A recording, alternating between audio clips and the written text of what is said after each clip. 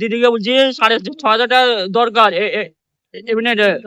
কেন এই বঞ্চনা? প্রতিবন্ধী ভাতা বৃদ্ধির দাবিতে বেলডাঙায় গর্জে উঠল প্রতিবন্ধী সম্মেলনী। রাজ্য সরকারের বিভিন্ন প্রকল্পের ভাতা বাড়লেও কেন প্রাপ্ত বিশেষভাবে সক্ষম ব্যক্তিরা? বর্তমানে আকাশ ছোঁয়া দ্রব্যমূল্যের বাজারে 1,000 টাকায় কি জীবন চলে? এই প্রশ্ন তুলে আজ মুর্শিদাবাদ বেলডাঙা ব্লক অফিসে ডেপুটেশন দিল পশ্চিমবঙ্গ রাজ্য প্রতিবন্ধী সম্মেলনী বেলডাঙা ব্লক। ডেপুটেশন দেওয়া হলো মাননীয় বেলডাঙা 1 ব্লক আধিকারিক রথীন্দ্রনাথ অধিকারীকে।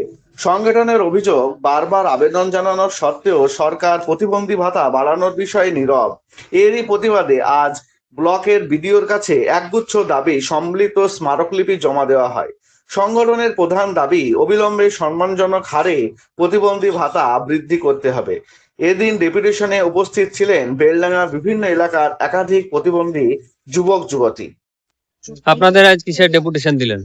আজ আমাদের পশ্চিমবঙ্গ রাজ্য প্রতিবন্ধী সম্মেলনে বেলডাঙ্গা জেলা কমিটি, ব্লক কমিটি, আমাদের বিডিও অফিসে যে ডেপুটেশন, যে মাননীয় মুখ্যমন্ত্রী 2026 সালে যে বাজেট পেশ করেছে, এই দাবি যে প্রতিবন্ধীদের যে মানবিক যে ভাতা, অন্যান্য স্তরে সব সরকারের নানা রকম সুযোগ সুবিধা টাকা বৃদ্ধি করেছে, কিন্তু আমাদের প্রতিবন্ধীদের যে মানবিক ভাতা কর্মসংস্থান কিছু বাড়ায়নি। এর জন্য আমরা বেলডাঙ্গা বিডিও অফিসে আমরা ডেপুটেশন দিলাম। পশ্চিমবঙ্গ রাজ্য প্রতিবন্ধী সম্মেলনে বেলডাঙ্গা ব্লকের বিশেষ কিছু দাবি আপনার নিকট প্রেরণ করা হইল, যা বর্তমান সময়কালে যথোপযুক্ত। ইহা আপনার পশ্চিম সরকারের অনুমোদন জন্য আবেদন রইল। দাবিগুলো হলো 2016 সালে আরপিডি 1 মান্যতা দিতে হবে। 2 নম্বর, সারা ভারতের সব রাজ্যের সঙ্গে সংহতিপূর্ণ মাসিক ভাতা চালু করতে হবে। যেমন আমাদের রাজ্য 2018 সাল থেকে 1,000 টাকা দেয়, কিন্তু এই রাজ্যে আমাদের যে দ্রব্যমূল্যের হার, এই প্রতিবন্ধীদের 1,000 টাকা এটা বৃদ্ধি করতে হবে, 5,000 করতে হবে। এবং যেসব প্রতিবন্ধী বিশেষ চাহিদা সম্পন্ন ব্যক্তি, বাস্তুহীন প্রতিবন্ধীদের বাস্তু জমি আবাস যোজনায় অর্থ বরাদ্দ করতে হবে। এবং 4 নম্বর, প্রতি মাসে BMOH মাধ্যমে প্রতিবন্ধীদের শংসাপত্র বা কার্ড করতে হবে। 5 নম্বর, সমস্ত শিক্ষিত প্রতিবন্ধীদের সরকারি চাকরি দিতে হবে। 6 নম্বর, বেসরকারি বাস পরিবহনের ভাড়া ছাড় দিতে হবে। 7 নম্বর, প্রতিবন্ধীদের শারীরিক চাহিদা মতন সরঞ্জাম দিতে হবে।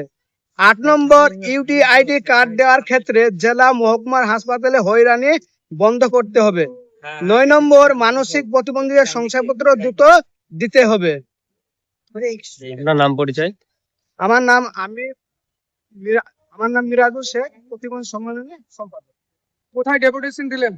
বিডিও অফিসে। কি দাবি করছেন? আমার নাম, আমার যে 1,000 কিছু হয় না, চলে না, আর 6,500 টাকা মাইনেটা বাড়াইতে হবে। আমাদের কি না করে মরবো? মেয়েদের লোক তো মনে পড়াইছে, আর আমাদের আমার নাকি কবে থেকে পাচ্ছেন 1,000 টাকা করে? সেই 2018 থেকে 6,500 টাকা দরকার এমনি, দরকার 6,500 টাকা। মমতা ব্যানার্জি দিদি, তুমি দেখো এই 6,500 টাকা মাইনেটা বাড়িয়ে দেবা। আমি মুখ্যমন্ত্রীকে বলছি, ক্যামেরা দিয়ে দেখান। আমি মমতা বলছি, দিদিকে বলছি 6,500 টাকা দরকার এমনি,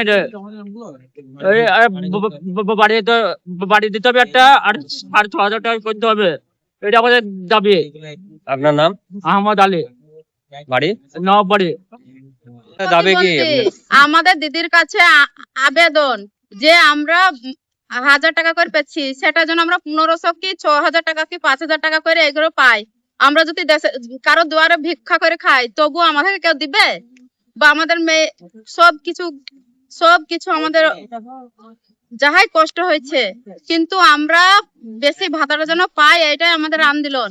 কেন আমরা কি আলাদা পার্টি করি? আমরা কি দিদিকে ভোট দিইনি? আমাদেরকে এত কষ্ট দিচ্ছে। ভালো ভালো মানুষের যারা চাকরি করে গেছে তাদেরও তো 1500 টাকা লক্ষ্মী ভান্ডার বাড়াইলো, আর কেন আমাদের টাকা বাড়াইছে না? কিসের জন্য? আমরা কি অন্যায় করেছি দিদির কাছে? তাই আমাদের ভাবনা ভাবলো না। আমরা তো প্রতিবন্ধী, সব বাড়ি থেকে অসহায়। আমাদের মতন কেউ অসহায় কি আছে? আপনারা একটু ভাববেন যে আমাদের মতন অসহায় কেউ নাই।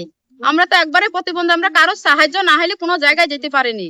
সেরকম যদি আমাদের 1,000 টাকায় কি হবে? একটা সাবানের দাম তো 20 টাকা।